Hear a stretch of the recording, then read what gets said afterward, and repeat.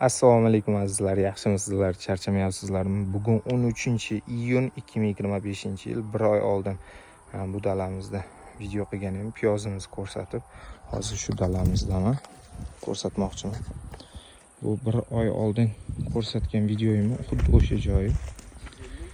Piyozimiz hozirgi holati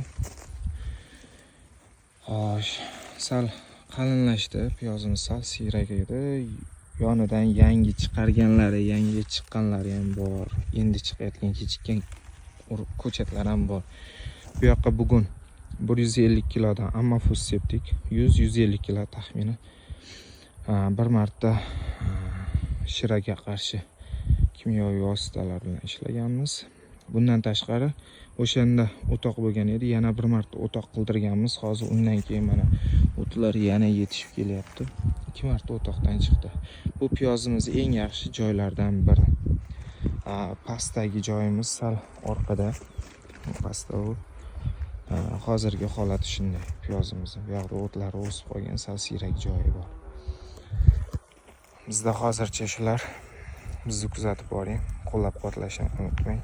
Hammangizga rahmat.